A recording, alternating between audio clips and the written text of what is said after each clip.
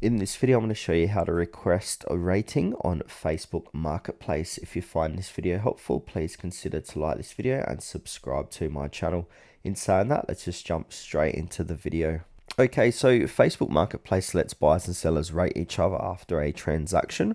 Ratings help build trust and credibility, so asking for one is actually quite smart. However, in the app there, you can't directly request a rating with a button, but you can encourage the other person to leave one right away. Now, there are a few different ways how we can do this. So first way is obviously complete the transaction on Facebook. So make sure the entire conversation and sale happens through the Messenger and Marketplace, not outside of Facebook. And also ratings are only available for transactions completed on Facebook. Then from there, we need to ask politely through Messenger. So after completing the sale, send a quick message saying something along the lines, "Hey, thanks for the smooth transaction. If you get a chance, could you please leave me a rating on Marketplace?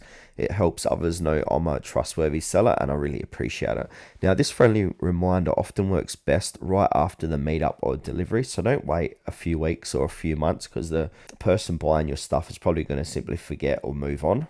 So basically, how buyers can rate sellers. So you can guide, this can be a guide you can send them. So if they don't know how, you can tell them to do this. Open the Facebook map, click on your menu button, and then they need to go ahead and click onto their account here. Then from here, they can click onto reviews. And then inside of here, this is where you can review the person. So I'm all caught up. So these are all the people that I've given reviews to.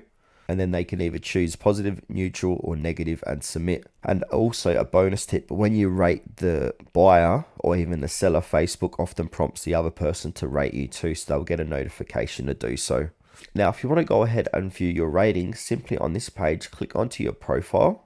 And now if we scroll down, you're going to see your ratings down below here. So you got all your ratings going to be, so I've got 3 current ratings for myself and I've got a 5-star rating.